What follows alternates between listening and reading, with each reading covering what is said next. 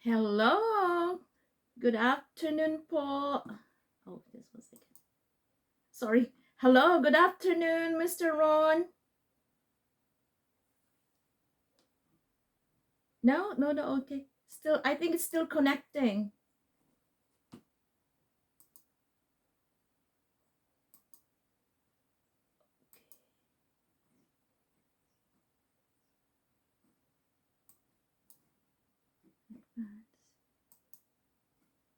Can you hear me now, Mr. Ron? Oh, Now okay. I can hear you. Oh, Okay. okay. Perfect. Yeah. How are you? I'm good. How are you? I'm doing well, thank you. Alright, Yes. alright. Good. Yeah. You're in Vancouver, right? Yes, I am. And you are in Toronto. Toronto. Yeah. Okay. Okay. Thank you So, for granting my request. yeah, no problem. No Yeah. problem. Are you comfortable with speaking in Filipino? Yes, yes, yes. Okay, sige. Teka Mas lang. maganda kung mag-Tagalog Oh, tayo. sige, sige, okay. Oh, okay, Ayan. sige. I'm gonna start the recording para lang na nagkikwentuhan. Sige, sige. Recording in progress.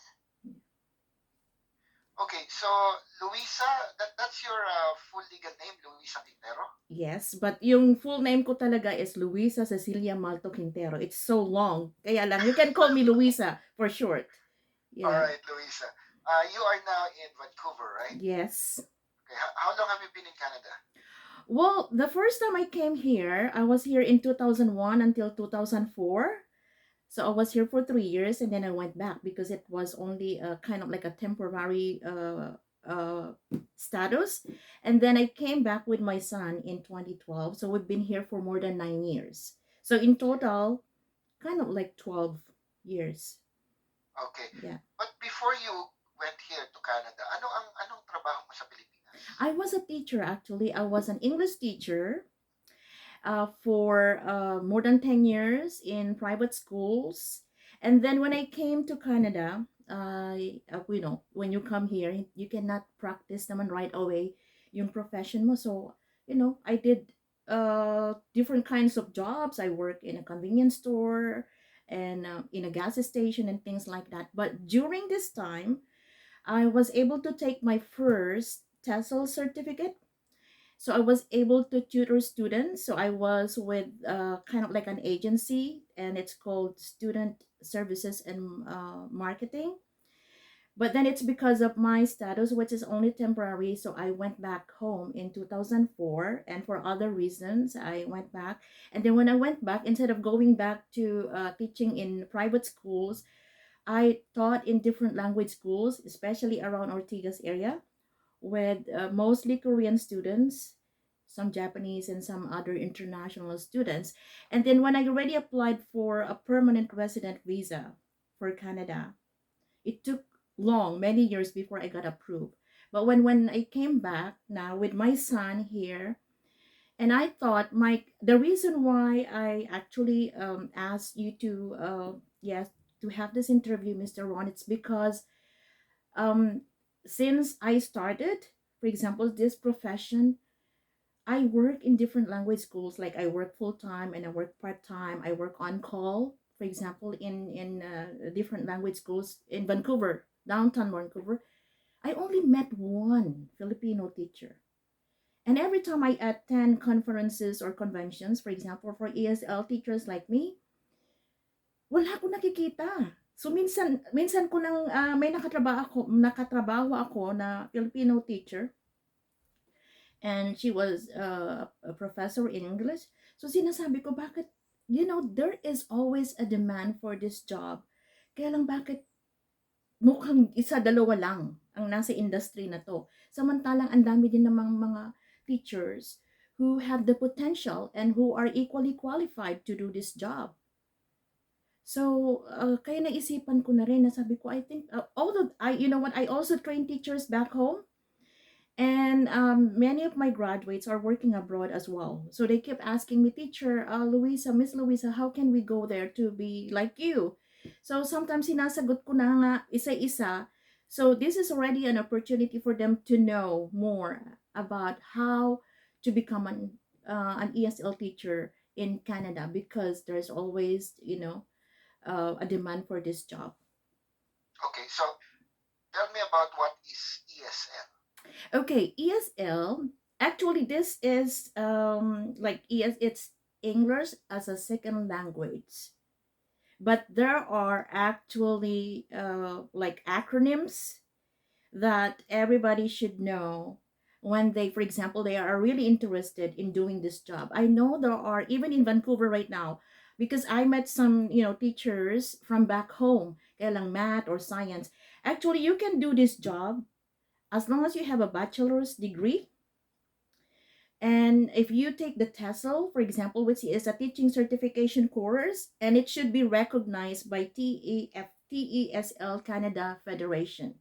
You cannot just take this course anywhere, for example. Kailangan recognize siya ng TESL Canada Federation. So, when we say ESL, it's English as a second language. Well, there is an acronym, which is TESOL, and this is Teaching English as a Second Language to Speakers of Other Languages. So again, it's Teaching English to Speakers of Other Languages. That's the main kind of like field when you want to teach English, for example. And under this, there are other fields as well, like TESL and TFL, teaching English as a second language or teaching English as a foreign language. Pero yung pinaka importante dito is like you take the TESOL, which is teaching English to speakers of other languages. And that's what I took. The first certificate that I took, hindi siya recognized. That's why when I was applying for this job the first time, hindi ako na-hire because it was not recognized by this federation. So those who are interested, they have to take this certification in a recognized institution, and they can always check the website of TESL Canada. Okay, and then when you are already certified, let's say you completed 120 hours, meaning 100 hours of lectures, and then 10 hours of practicum and 10 hours of observation. So that's a total of 120. Ngayon, pag nakompleto mo na yun, Mr. Ron, then you apply for membership in this federation. And then when you become a member, a certified member, then you can easily apply. That makes you very marketable. So you can easily apply because the schools, language schools, usually only hire someone who is a certified member of this federation. Kasi kung hindi, ma-assess din sila ng Languages Canada. These language schools are members of Languages Canada, and they are assessed or evaluated every year. Ngayon, kung merong isang teacher na hindi certified member ng federation, hindi rin nila hinahire, or they actually tell the school that one of your teachers is not a certified member of the federation, so kailangan kumuha ka ng course na TESOL. Okay, so let me just see if I got this correct. Mm-hmm. You have to take the TESOL exam first. No, right? it's a teaching certification course. It's a teaching it's a course. You have to take It's a the course, yes. How long is the course? Well, actually, depende sa school or depende sa program na kukunin mo. So, they have to make sure that at least it's 120. 20 hours. Okay. So 100 hours of lectures, 10 hours of observation, and 10 hours of practicum. So if they already have this they have taken this, then they can apply for membership doon sa federation. And then if you're already certified, then you can apply to language schools. Then you can Do teach. you have to be a graduate of an English course or hindi naman? No, hindi. Although it's always an advantage if you are, let's say, a graduate of Bachelor of Arts major in English, or Bachelor of Science in Education major in English. It's always an advantage. But as long as you have a bachelor's degree, and of course, they have to keep in mind as well that, of course, they have to have this good command of the language, of course, and then kailangan neutral din yung accent, which I know many Filipinos have very neutral accent, and we have this good command of the language. So, napaka ano nito napaka in demand na trabaho. Kaya lang bakit, sabi ko parang napaka ilan lang yung nasa industry na to. And, Kailangan ba mayroong background sa teaching? well, not necessarily. Of course, if you are, let's say, kung meron ka ng mga experience, which I know there are many, many now, for example, like my graduates working in Vietnam, in Thailand, some in Japan, for example, when they come here, advantage na nila yun kasi they already work abroad as ESL teachers or EFL teachers, for example, English as a second language teacher. And then when they take for example, the TESOL certification, teaching certification, then napakadali na para sa kanila na ma-hire, for example. Okay, And, can you do that while you're in the Philippines or kailangan nandito ka na sa Canada? well, actually, there was this one student, like a former student, who took the course online in a recognized school. Kaya lang, ang disadvantage naman, Mr. Ron, is that when you take it online, hindi masyadong nire-recognize ng mga school. So, maganda sana kung dito na. Because, for example, there are many recognized schools ng federation, for example, ng TESL Canada Federation, and they're offering hybrid, online and in-person classes, for example. So, she took the course online. Okay, actually, nasa ano siya, nasa Vietnam. Filipino, but teaching in Vietnam. That I'm not really sure, and she's actually planning to come here soon, for example. That I'm not really sure if it will be really recognized because it was taken online outside Canada. Okay, So, how in demand is this job right now? well, if you check Indeed or Craigslist, Mr. Ron, napakaraming needs ng ano, because probably 100% of these language schools na nag-survive ng COVID-19, they have reopened, and now internationals are coming in again by probably the hundreds every day. Kasi nga ito yung I think Canada is the most popular destination for international students, more popular than Australia or UK or USA, kasi mas madaling pumunta dito compared to other countries like those that I mentioned.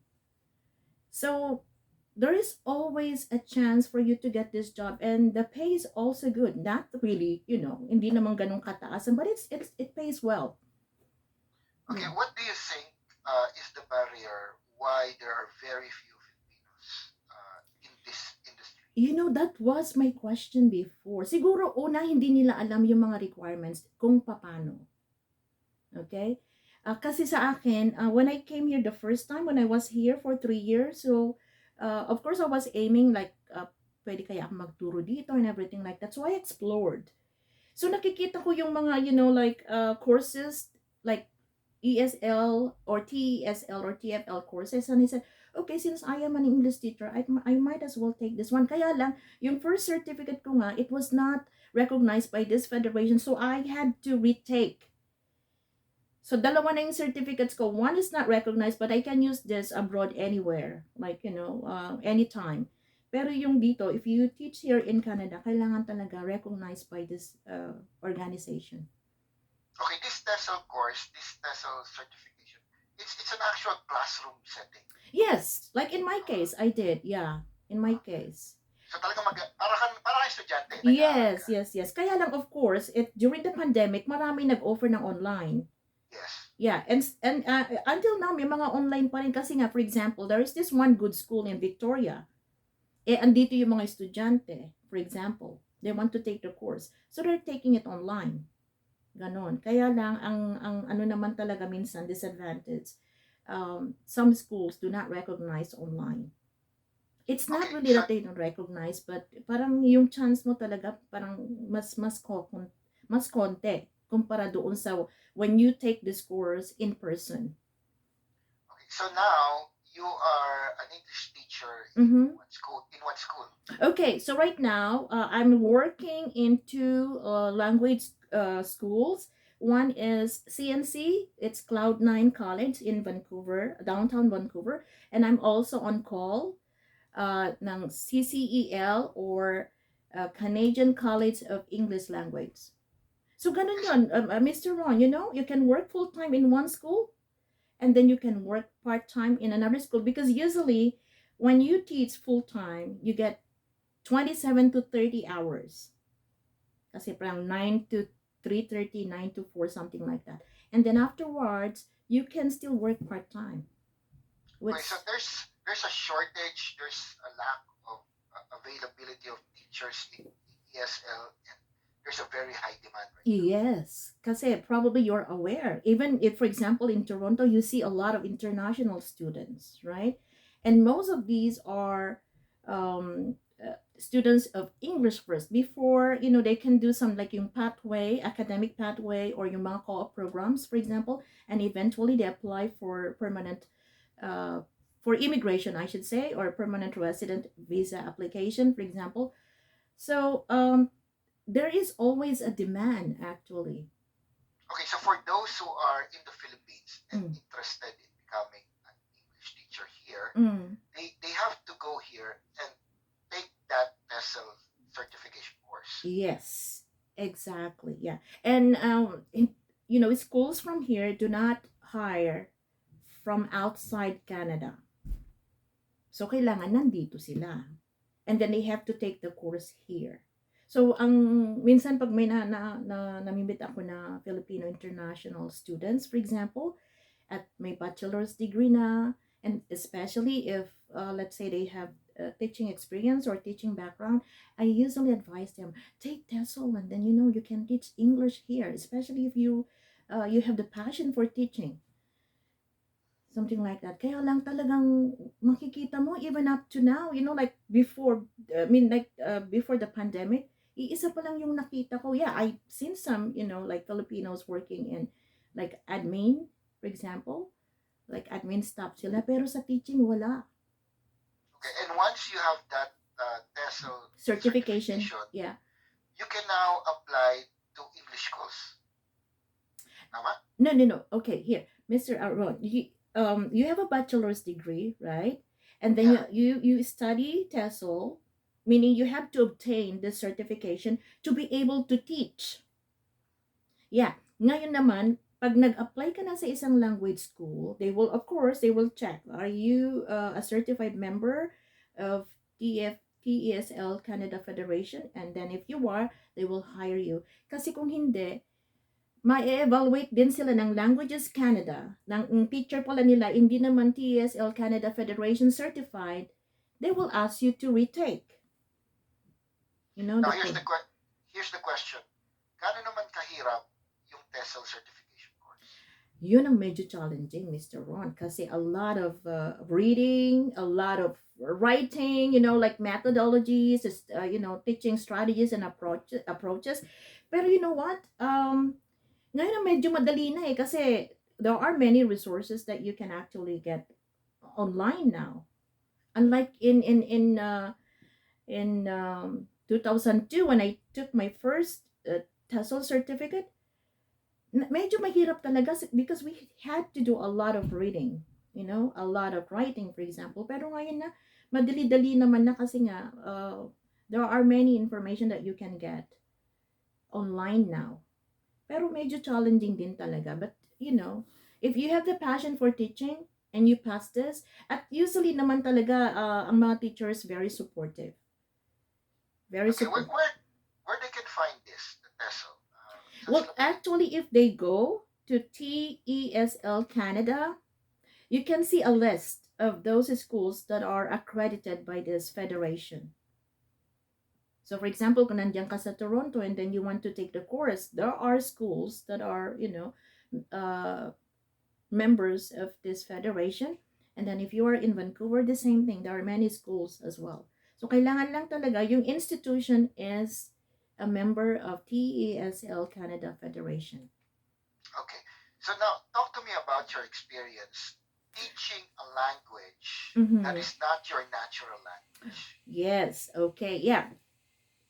Siguro yun yung ano ng ibang, even if they have the passion for teaching, but probably they don't have the confidence to do this job because, English teaching and your students are international. Although, may iba-ibang level kasi yan eh. Pag beginners, napakadali. As long as you know the rules of basic grammar, for example, and dali mong ituro. And then there are many books, there are many resources that you can use, for example. But this job for me is very rewarding. Why? It's not because it pays also well, for example, but you are not only teaching your students, but you are also learning a lot from this, you know, people from different cultures and nationalities, for example. You learn a lot from them about their culture, about their lifestyle, about their food, everything. And it becomes very fulfilling for you. Now, since iba-iba yung level ng mga estudyante, for example, and these are, very diverse. The nationalities or cultures are very diverse. It can be a little bit challenging sometimes.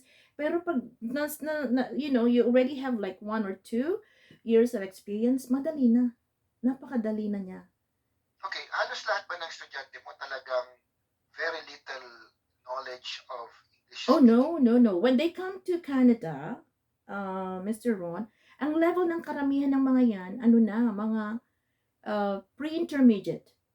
Kumbaga talaga may good background of English na. And of course, iba-ibang levels. So for example, in my case, it's probably because of my experience. Usually, nakukuha ko talaga yung mga higher levels na. But in some cases, I also get still students who are at a beginner level. It can be challenging, but when you see your students improve, they already have the skill. For example, nakakaintindi na, you know. Um, when you see them improve, it becomes very rewarding. Okay, I can feel that probably some of the teachers in the Philippines, no, or even some of our kababayans here in Canada, Yeah. it's easy to teach English in the Philippines, but it's probably they feel more difficult to teach it in a country where English is the primary language.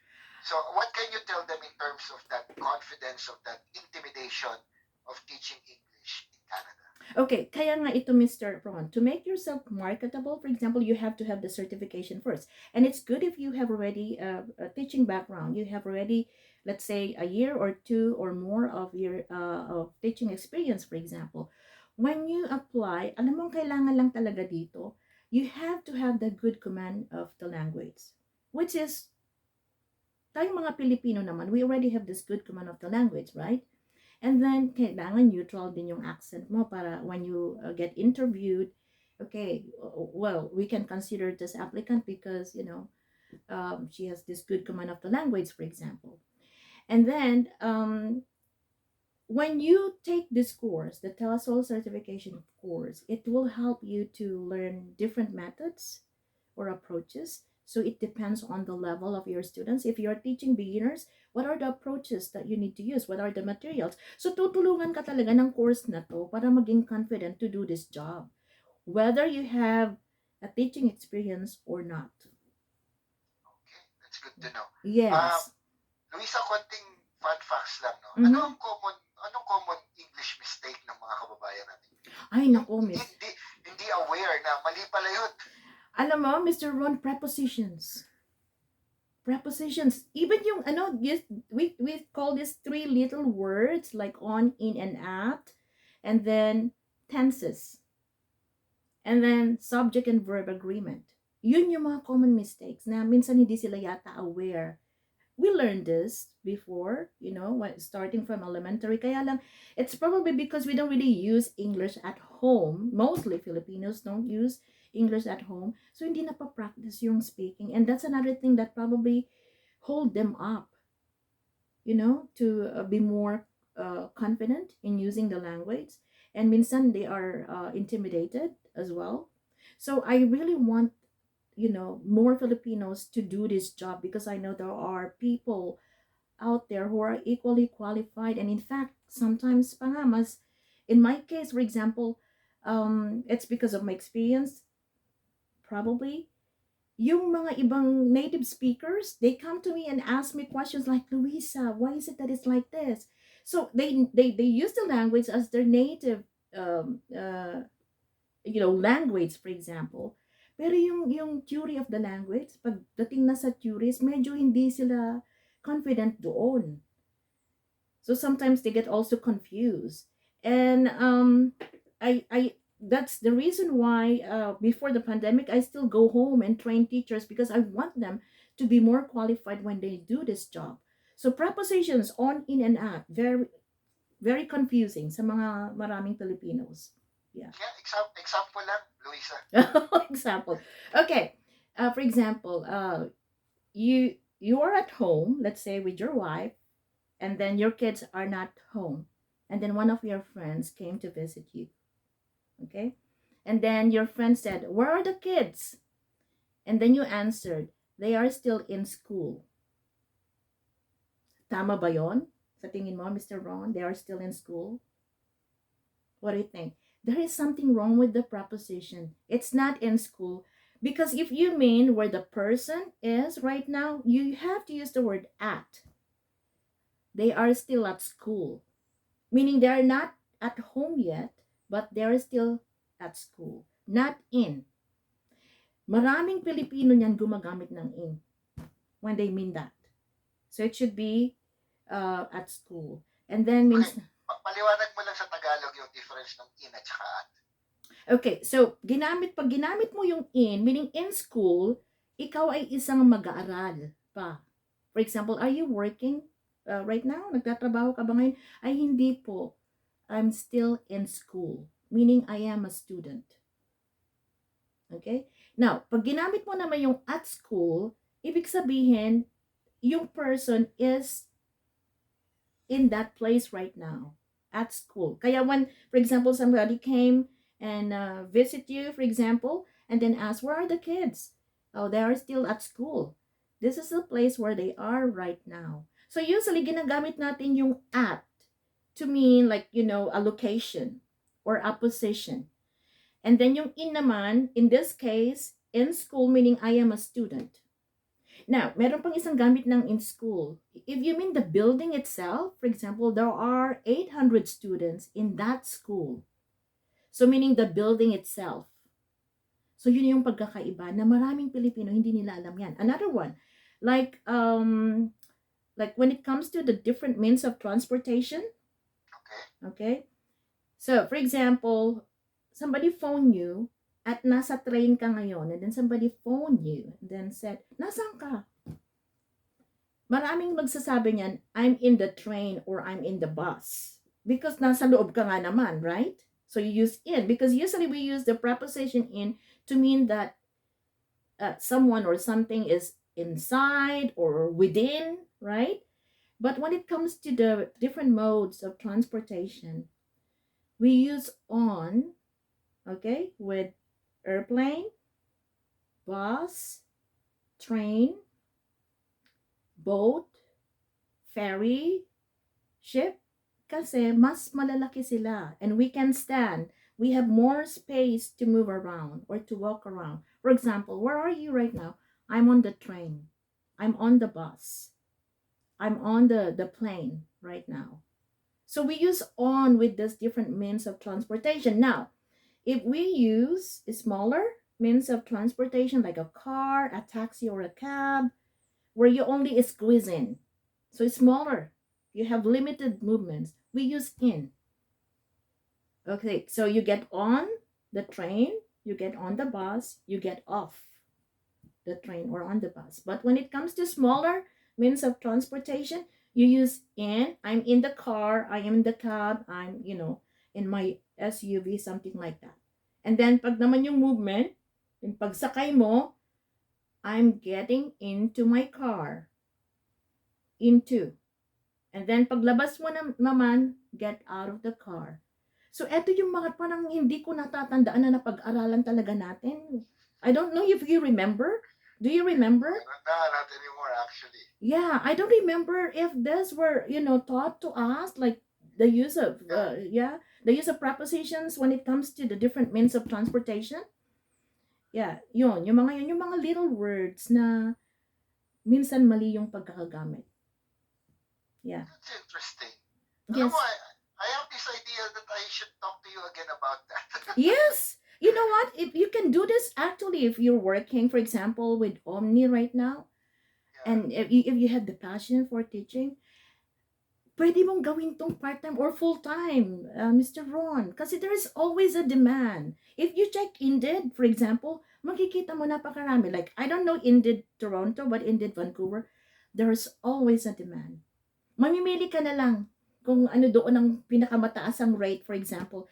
Ngayon, syempre, to be more marketable, yeah, you have to upgrade yourself, and then you have to how do you call this one, upgrade yourself, and then kailangan may experience ka na rin para yeah, kahit mag-start ka sa mga maliliit na language school like tutorial, for example, and I did this as well as a part-time, hindi ka mawawalan ng trabaho if this is your profession, for example. And I'm just wondering why, bakit iisa pa lang, bukod tanging isa na teacher pa lang ang namit ko, samantalang may demand, and then it's not so difficult naman to do this job, for example.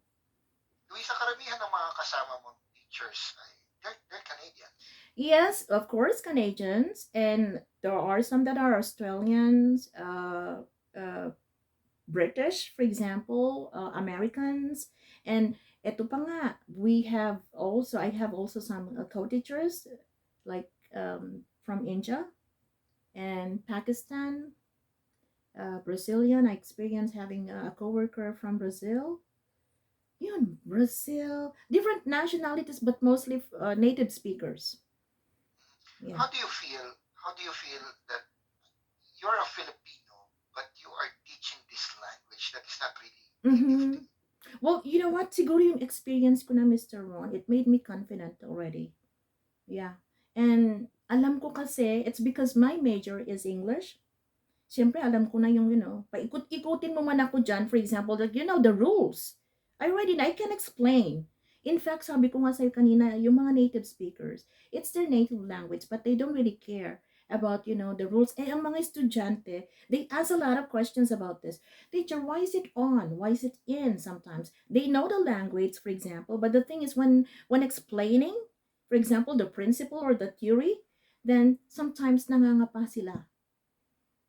They have to really study a book as well to be able to explain, but so ito pang isa, Mr. Ron, to be more marketable, kailangan hindi ka lang magtuturo ng general English.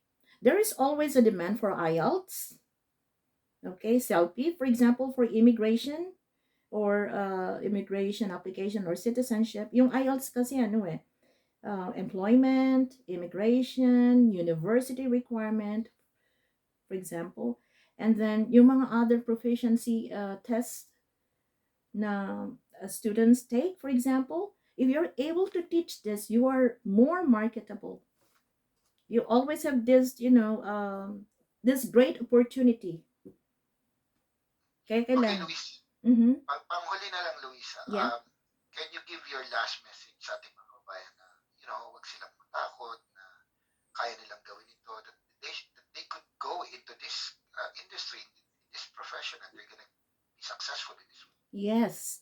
Okay, sa mga kababayan na nandito na sa Canada, especially if your background is in teaching, for example, you had teaching experience back home, as long as you have the bachelor's degree, you take this TESOL certification, and then this will help you to be, more eligible.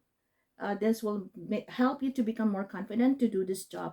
There is this great opportunity, and there is always a demand for this job. So try. I encourage you guys to try this job. It's very rewarding. It's very fulfilling.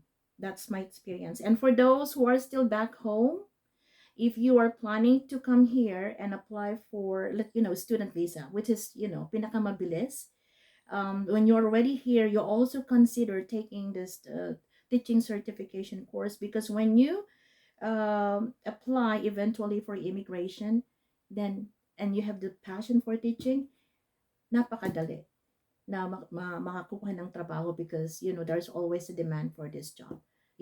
Canada is not the number one destination for international students, for English students most especially. So, hindi ka mawawalan ng trabaho. Basta andun lang yung confidence. Be confident. If you have a good facility with the language, a good command of the language, Hindi ka mawawalan ng trabaho dito as long as you are certified. Yeah. All right. Thank you very much, Louisa. This is Thank very interesting stuff that yes. you told us today. Yeah. So if you have any questions, Mr. Ron, about this industry, you can always message me, and I'm very much willing to answer your questions. Yeah. All right. Thank you very much for Thank, your time. Thank you yeah. for sharing your expertise with us today. Thank you and have a nice day. Take care You and too. God You bless. too. Yeah. God bless you too. Bye bye. Thank you. Thank you so much. Bye bye.